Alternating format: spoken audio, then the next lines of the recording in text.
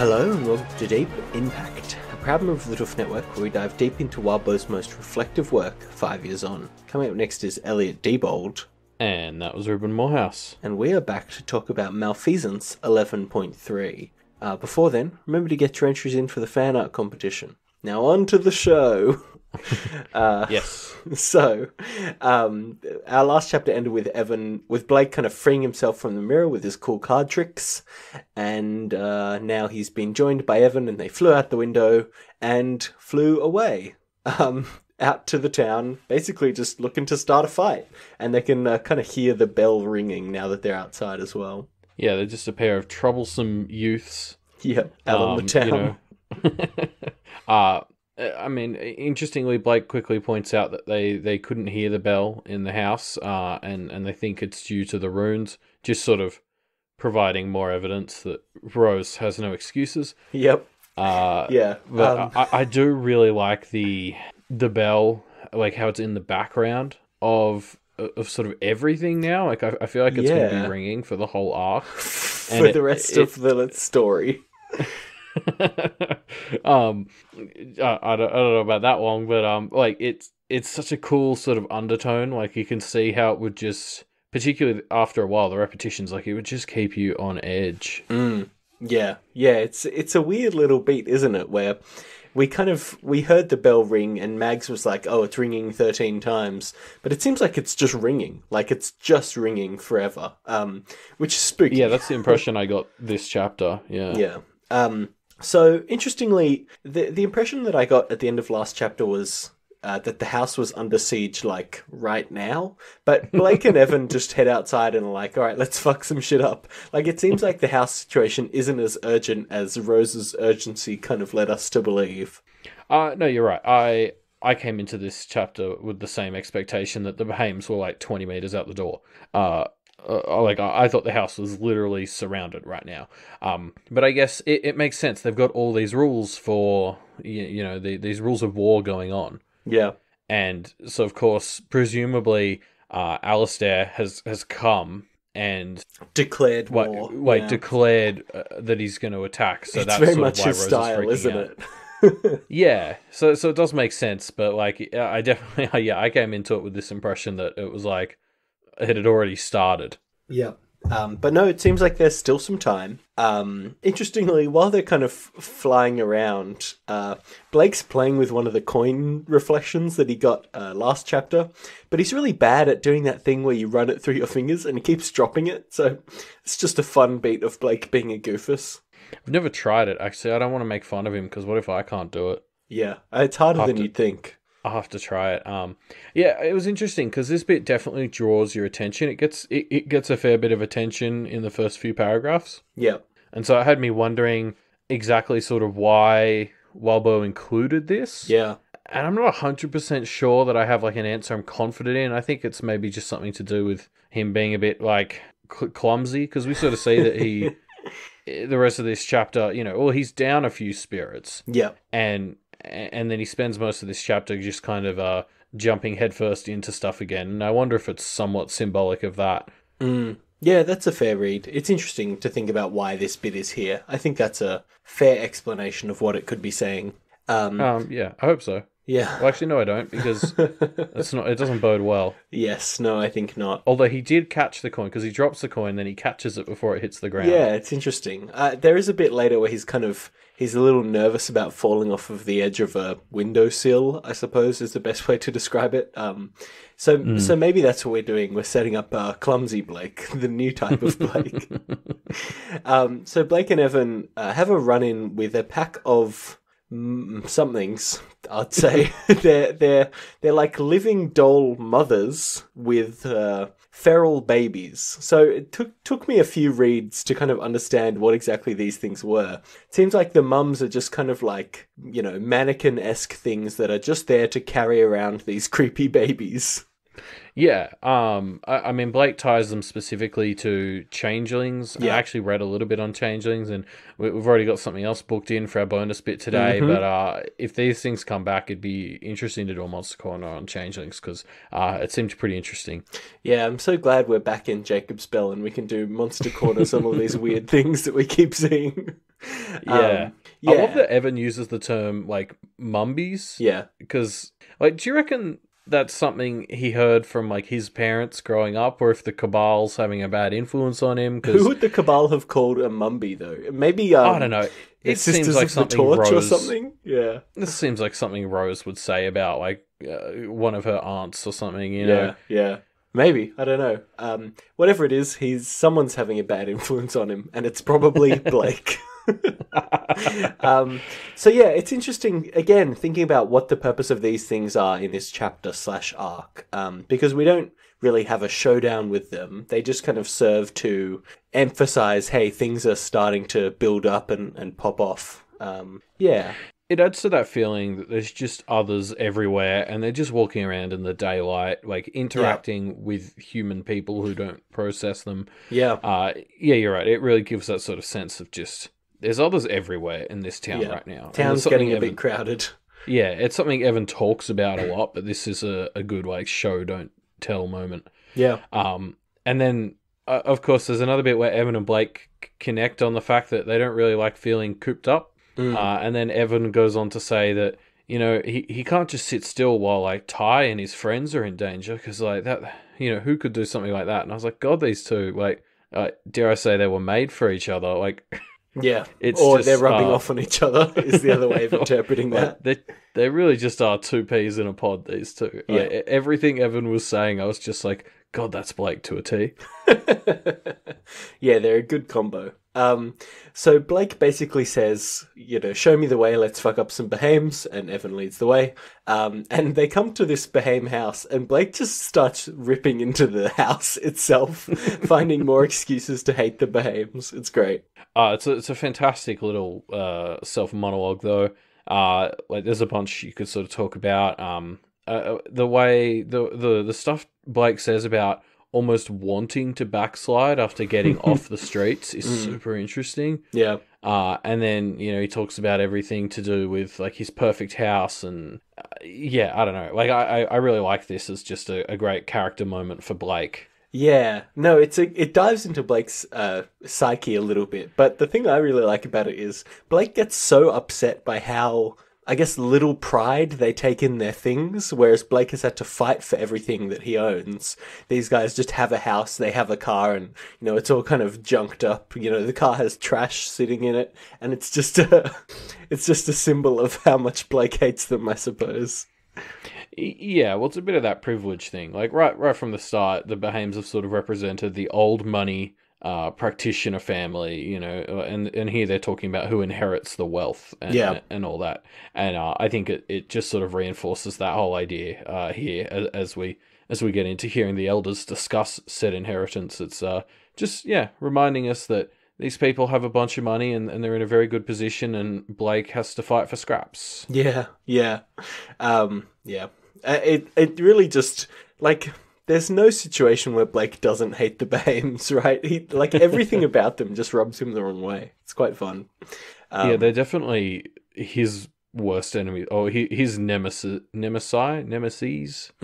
whichever the plural of nemesis is. Yeah, no, they totally are.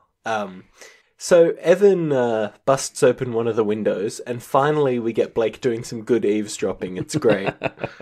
It only took 11 arcs. Yep. So quickly before we jump into, like, all the bombshells that are sort of subtly dropped on us in this conversation, I just wanted to pull out one line where just before, when they're sort of still looking at the house, Blake thinks to himself, as much as I wanted to see what was going on, that wasn't the important thing, was it? And then he just goes ahead and asks Evan to open the window. So there's this moment where he hesitates. He thinks, this isn't what I really said I was going to do. Like, he wants to eavesdrop and gather information, but he's meant to be going and fighting whoever is, you know, planning on fighting Rose. And he doesn't know that it's the Bahames at this point, I suppose. He knows it's the Bahames. He doesn't know that it's these ones. Right. Well, yeah, I guess. I don't know. I mean, if it's... You're right that he does know it's Bahames. He doesn't know it's Alister specifically, right? No, not Which yet. he learns over the course of this chapter.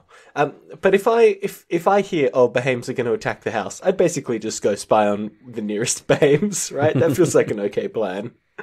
Yeah. Well, it is just. I think he immediately sort of pegs it as the older ones who are just talking, and sort of knows that these aren't the ones who are about to attack. But Yeah. he still decides, and I mean, it's the right thing. Like he sort of trusts his gut, and Yeah, I mean, it it works. works. Yeah. This goes very well. This conversation is so juicy, right? There's so much good stuff in here.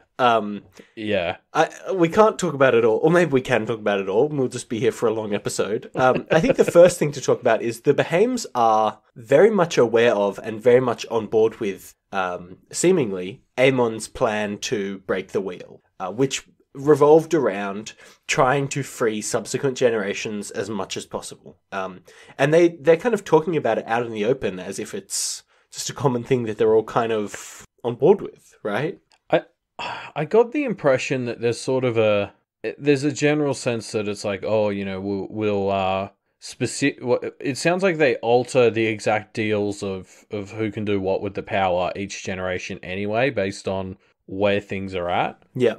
And then it doesn't seem like Aemon was working with anyone or really confided with anyone, but they've sort of figured that he was doing something because they've all noticed that Laird and Alister are these two who are. They've had, like, basically none of the restrictions, and so, Aemon has set these two up as incredibly important, is what one of them says. Yeah. So it's almost... It doesn't quite seem like they're all super on board with it. Yeah. I don't know, Ben certainly seems to be. Yeah. Actually, no, he's not, because he's not on Alister's team, but he's on board with, like, the concept of breaking the wheel, but he doesn't seem to necessarily want to follow Aemon's way of doing it, I guess. Yes, he definitely doesn't want to follow Alister, which is interesting, because, so this is Ben from the car when Blake was just chilling in the backseat of a Baham car. That was Ben and Gloria. Blake doesn't bring that up at all, right? No, like, does he make that connection? I'm not sure if he makes that connection, but it's easy for us to make that connection because it's Ben and Gloria, and those names ring a bell. Yeah. No pun intended. This thing's interesting because Blake basically overhears Ben repeating the same arguments that Blake was making to him back to the rest of the family. Yeah, it reminds me a lot of what Blake said in the car, and also some various bits and pieces of what we've said as well. Yeah. When Ben sort of starts to go off on his big speech about how practicing is the worst. Yeah.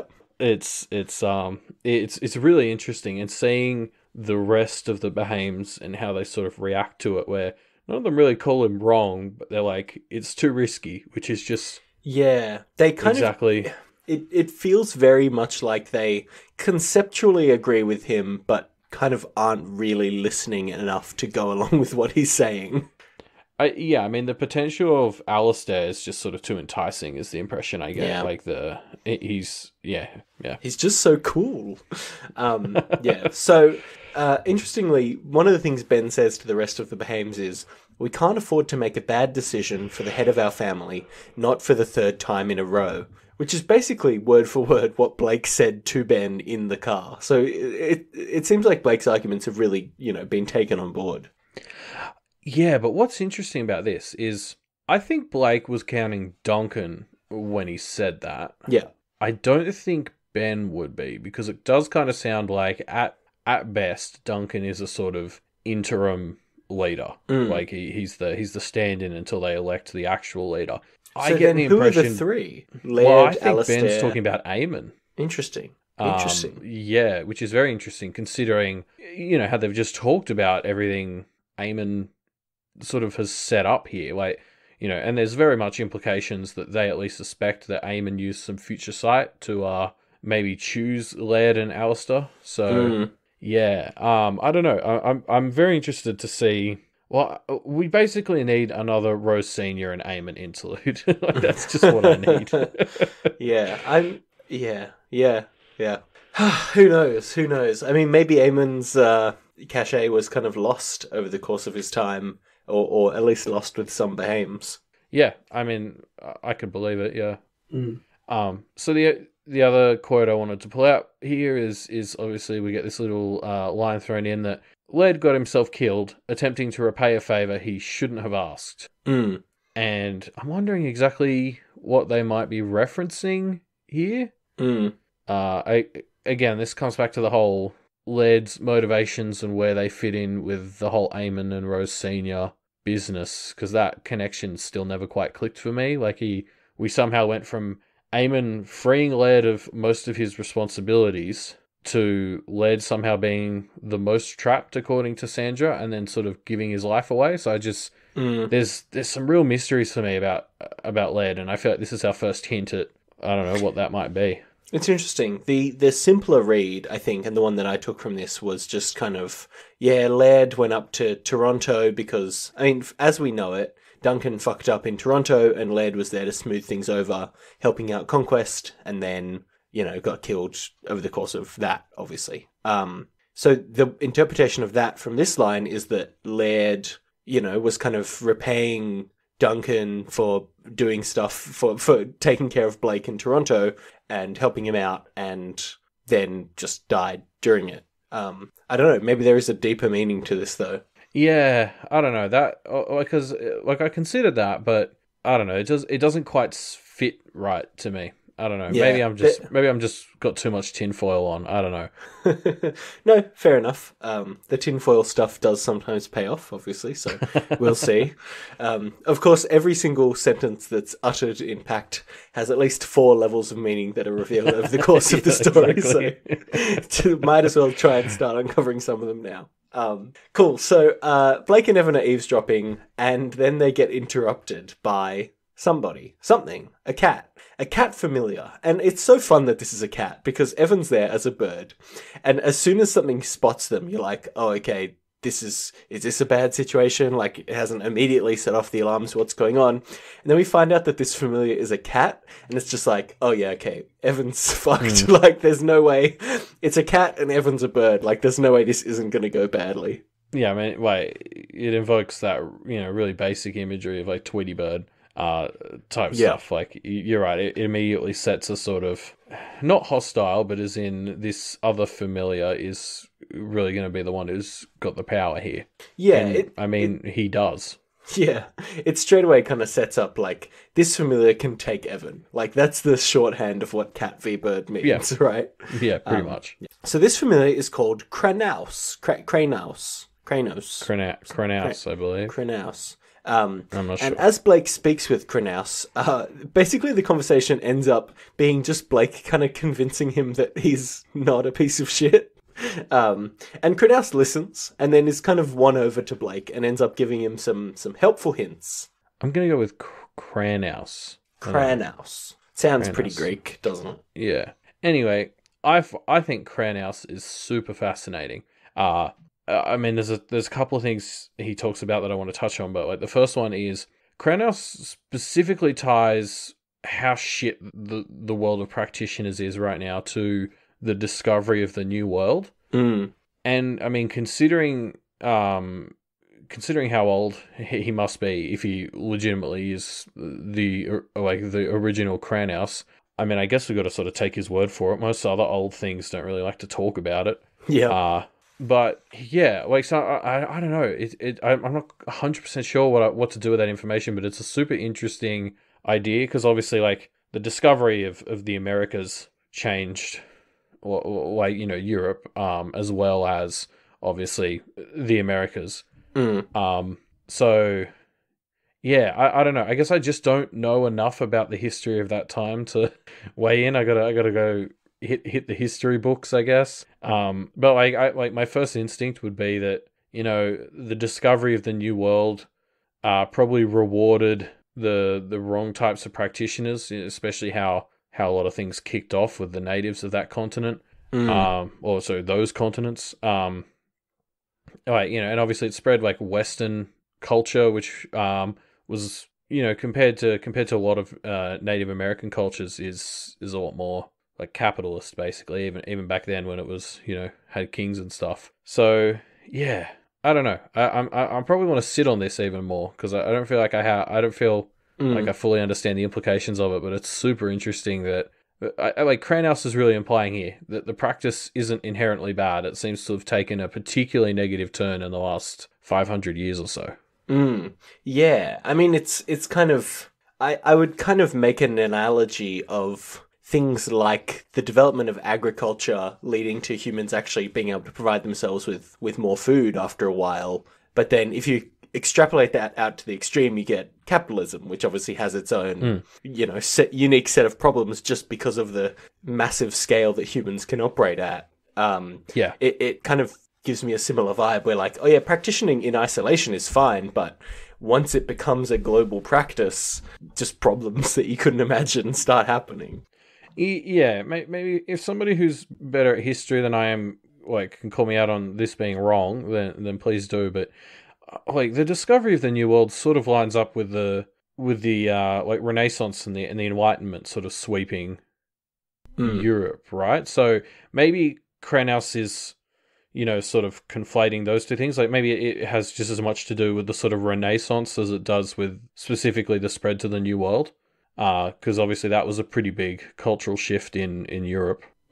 Yeah, I mean, I guess we can't really know the answer to that question. All we can really know is maybe we'll get some more interludes about it at some point. Yeah, I mean, this just really has the gears turning in my head, and I just don't know exactly what I'm thinking about it right now, but it's super interesting. Yeah. No, it is interesting. I love, like, one of the interesting things about Kranos to me is the writing style that he's written in. Before we find out that he's basically a Greek hero, I kind of got this vibe that I was expecting him to be a sphinx, which to me is an interesting testament to the writing quality, because he has this same like ancient Greek vibe that Isadora had, which of course wasn't because he was a sphinx, but because he was a different kind of ancient culture thing, right? I just love that idea.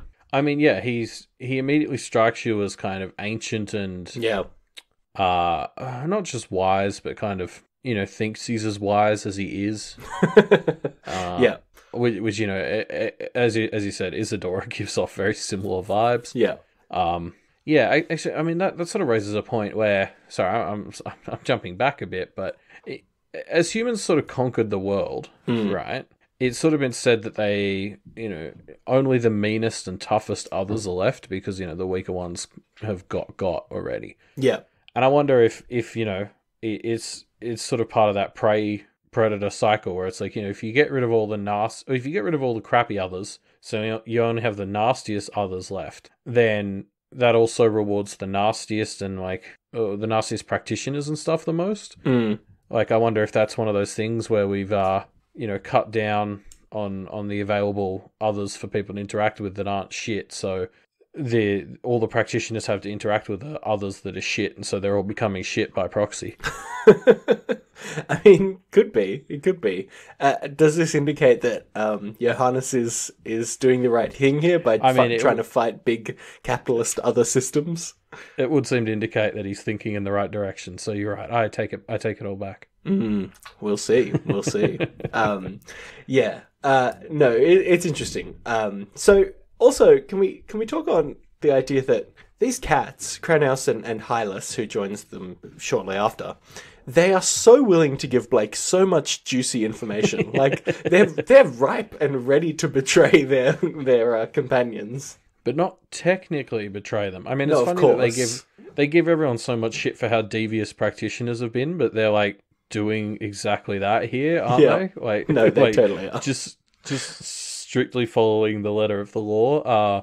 I mean, yeah, if we go with this whole thing of like how familiar relationships are like marriages, it seems pretty clear that these two are a case for adding divorce to that thing. Because, I mean, Kranos specifically sort of talks about how he liked whoever he's attached to when she was a child, but now that she's like grown up, they don't really see eye to eye, and it sort of that's sort of a testament to why some of this stuff you can do it wrong. Yeah, I mean, they definitely seem like they've grown to be not on the same page, which is not great for a lifelong commitment. Yeah, exactly. I also like how Kranos, he like almost immediately pegs that like Blake seems like someone who shouldn't exist. Like, it really sells that whole he's very old and wise thing. That he's just sort of immediately like, I don't know. I get the impression that you just like shouldn't exist, and Blake's like, fuck, like, got me. Yeah. But I mean, overall, they do sort of seem to be. I mean, basically, it seems like they kind of agree with Ben, and thus with Blake, and that's why they help him out. Really, is they sort of test Blake and get the impression he's pretty much on board with Ben, so they decide that he's worth helping. Yeah, definitely. which is, I mean, there's no other way to see it than a betrayal of their companions, right? But, No, but not technically. Yeah, of course, not technically, but whatever. Anyway, Yeah.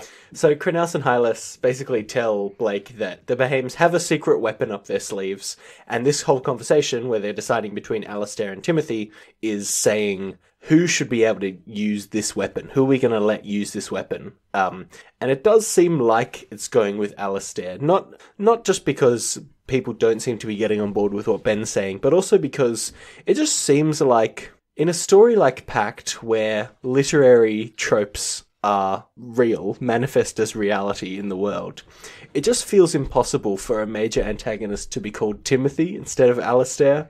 Like, Alister is just a better practitioner name, and Timothy is the name that they give to people in Monty Python when it's meant to be a joke that their name isn't very menacing. So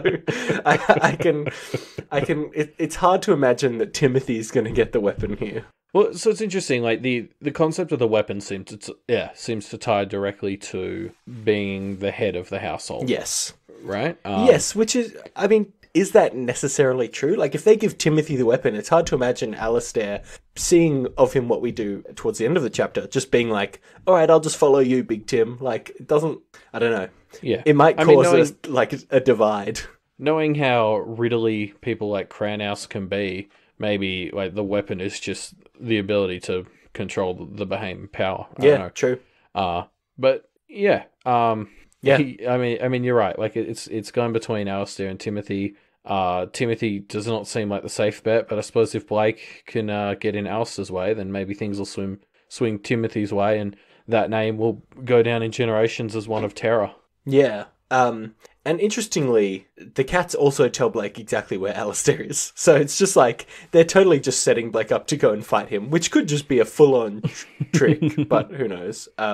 Alister is meeting with the Junior Council, and also Alister is the one who's going to attack Hillsglade House. So Blake basically is like, all right, well, let's head this off. I'm going to go deal with him.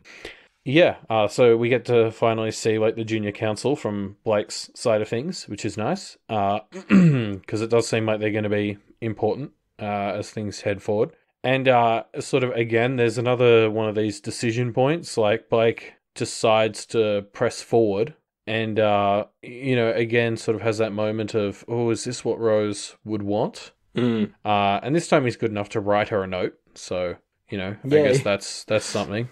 No, it's a good trick, though, that he pulls. Like, he basically has this cover of a book that's the reflection of the actual book back at the house, and he cuts out a message in the book cover, trusting that then the book cover at the house will also have the same thing. It seems a little too convenient. I don't know, like, it seems like it was hard enough for him to get the cards to do what he wanted. He had to smush birds into every single card. And I don't know, we'll see if it has worked, I suppose. Well, I mean, Alister certainly thinks it's going to work, because he says that Rose is about to write back. Yeah, well, true. But, I mean, I do just like how he's just carving into the book with the hyena, and then he just pegs it across a room. And it's like, hopefully that means the other one just went flying. That'll take care of it. Now off I go. Yeah, it's such a Blake plan. Yeah, until Alister tells him that it works, it's kind of the thing of like, he's just saying that he's just doing it so that he can say, yeah, I tried to get in contact with you later. Yeah, anyway. For sure. That was very much the impression I had. But yeah, I mean, so, apparently it worked. And I mean, this is interesting because he arrives in Alister's sort of like, oh, are you here to declare war? And honestly, Blake had not thought of that, and neither had I. And Alister said it, and I was like, shit, that could have been really bad if you just went and attacked him without declaring so first. Yeah. Right? I mean, unless Rose has declared that she will return fire, I guess. Yeah, like one of those things. It's like, I declare war on you. It's like, no, I declare war on you too. Yeah. So interestingly, Alister doesn't ask Blake if he's here to declare war. He tells Blake that he is here to declare war, which is a good distinction when you can't lie, because, like, if, as Blake points out, if he didn't declare war, Alister would have just forsworn himself. But Alister is so confident with his future predicting cards that he's like, let's fucking do this. And it kind of boxes Blake into a corner where he kind of has to do it, meaning that a fight is about to begin. It's like, it's such a badass move by Alister. I really love it. I already hate love to hate this kid. Yeah. He's such a fucking behave. Like, I really missed Laird as a villain. Yeah, Duncan just doesn't stack up in the same way, does he? No, this kid's already filling that niche, but it's like, he's also like uppity teenage smug behave. Yeah. I'm looking forward to this fight very much. This kid, I'm already loving how much I hate him. He's so smug in this little exit to the chapter. It's great. Yeah, no, it's going to be fun. So this chapter kind of ends with a battle starting off. Alister says, "You should go to class, I'll be a bit late," which is a very, like, smug, confident line, which is backed up by the fact that he can predict the future. He doesn't say, "I might be late," he says, "I will be late," which is, I don't know, I just love it. Yeah, I love how careful practitioners are with their words and all this stuff. I mean, obviously, you gotta... The thing about the Behames that we've already seen is they can do some cool stuff, but they also use their abilities to act like they can do even cooler stuff. Yeah. So it's like you never know how much Alistair's bluffing with what he's seen, and so obviously Blake's in with a chance here, presumably. I can't wait to find out. Yeah, and I guess we'll see next time on Malfeasance 11.4. But don't be scared, we're not going yet, because there's more mythology to dive into, 2 in a row. This time we're going to take a look at Krenaus and Hylas, and who exactly these 2 Greek hero cats are. Yeah. So let's start with Krenaus, because he's the more boring one, in my opinion. Okay. Basically, he was a king in Greek myth. He reigned for 8 or 9 years, and... there's not much else, honestly. He's got a few interesting factoids. He was apparently moulded from earth and brought to life, as a lot of, apparently, the early Greek mythological kings were. Was he the one who suggested... sorry, there's a bit where they talk about Evan becoming a firebird, and these two suggest different elements. Krenaus is the one who suggests Earth, I believe. Actually, that's a good point. I didn't make that connection, but I'm going to do a bit of live fact-checking here. No, I just did it. Yeah, Krenaus is the one who suggests Earth. There you go. That's a fun connection. I didn't notice that. Good catch. Other quick notes are there was a big kind of world-shattering flood during his time as king, and then his son-in-law came along and usurped him, and then he died. And that's kind of it. He's a background character in Greek myth, let's be honest. Yeah, which I think, something we haven't quite talked about is, obviously, the Behames apparently took these guys on as familiars because it's like, the ancientness of the name and like all that classic Behame crap. Yeah. Like they're so obsessed with time and all that. But I love it because these guys are clearly intentionally chosen to be like such minor Greek heroes that you haven't really heard about them. And they talk about how, becoming gods was in the cards for us at one point, but now we sort of have to be familiars, and the Behames probably walking around being like, check out our ancient, Greek king familiars. Yeah. It's just so on brand. I really like it. Yeah. Well, that's Krenaus, but Hylas actually genuinely is more of a major character. I mean, you don't recognize his name, but he actually is somebody. He basically was a young guy who was Heracles' friend and companion, and then eventually lover. So he played with the greats, short to say. That's a pretty good one for the old resume. Yeah, Heracles is the Greek hero, right? So, yeah, exactly. Yeah. So, interestingly, the backstory to this is Heracles was out one day and came across Hylas' dad, whose name is Theodamas. Came across his dad, ploughing land with a plough that was driven by these 2 bulls. Heracles was hungry, so he killed one of the bulls and ate it. Understandably, Theodamas was upset and kind of started a fight with Heracles and then was killed.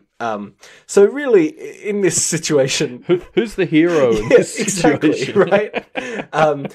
Then, of course, Heracles basically took Hylas, the son of the guy that he had just killed, as his... arms bearer, slave, maybe, is kind of written in there. I don't think that's how they would say it, but, his page, which is not necessarily a super, nice position to be. But eventually they seemed to become quite close and became lovers. I can see why Krenaus was the one who was talking about how much worse things have gotten in the world in the last 500 years and not Hylas, because Hylas is probably listening to this going, no, things were pretty shit Yeah, 2,000 things were already years ago. shit, yeah. I had to end up shacking with the guy who killed my dad to stay alive. Like, oh, that's pretty gross. So Hylas, I mean, I don't know. Apparently they were affectionate towards each other. So Hylas comes with Heracles on the Argonauts voyage. So he's an Argonaut, so he's a proper Greek hero. Oh, that's cool. Yeah, exactly. Yeah. One of the minor Argonauts, but it's, it's still put that on your resume, I would say, yeah. But on the journey, Hylas was kidnapped by some nymphs and basically never seen again. So Heracles kind of searched for him for a long time, but eventually just gave up, theorizing that Hylas had fallen in love with nymphs and just was going to live with them from now on. Which there was precedent because apparently Hylas was born from his dad, a human, and his dad had shacked up with a nymph. So like father, like son. He's a Dionysus plant. That's what I'm taking out of this, Hylas. You never know. Could be. But anyway. That's interesting. Like, it's really cool that Wildbow included, or managed to find and include two very low tier Greek heroes like this. Yeah, I mean, how do you represent that the Behames are the kinds of people who would be attached to the name and the idea of a Greek hero, but wouldn't actually have the clout to get a good one? I think we picked some good ones here for that. Yeah, definitely. Yeah. That takes us to the end of our discussion on Malfeasance 11.3. But rest happy, because if you want to talk more about Malfeasance, you can do so in our discussion thread, which will be linked down in the show notes down below. Yes, and of course, if you want to learn more about Deep Impact or any of the other shows on the Doof Media Network, you can head to doofmedia.com. Yep. At doofmedia.com, you can find all the other great shows on the Doof Media Network, including my personal favourite. I think I can say that. I did the Patreon survey, and this is the one that I listed as my favourite. It was What You Say, which is the newest podcast on the Doof Network. It's an OC deep dive, and it's very fun. So there's a new episode that just came out today, so if you want to check it out, do it. Check it out. Why not? Yes, and of course, if you like What You Say and all the other shows on the Doof Network, and you want to try out that really fun survey Ruben just mentioned, head on over to patreon.com/doofmedia. You'll see a list there of all the great perks you get, including voting in the fan art contest. And of course, we need you all to sign up for that and help us stack the vote against the Parahumans art when it comes time. Down with them. Just to clarify, because I know some people might be confused about this, you don't actually have to be a patron to enter the fan art contest. Anyone can submit fan art, and there is a cash prize for the winner. So, check out the more information in the episode notes down below, and do your best packed fan art. I know I'd love to see it. Yeah, me too. Like I've seen bits and pieces that some people have been sending us as the show's been coming out, but it definitely seems like there's not as much as there is for something like Worm. So it'd be great to see some more. And yeah, as Ruben said, anyone can enter, but only patrons can vote. Yep. Speaking of patrons, if you'd like to become a patron to Wildbow, the guy who wrote this whole dang story, the place to go is patreon.com/Wildbow. And the best perk that you can get for backing Wildbow is a sense of joy knowing that you're helping to continue these awesome stories. Yeah, which is more than enough in my opinion. Mm-hmm. So apart from that, we'll see everyone on Friday, the 13th of September, for Malfeasance 11.4. See you then.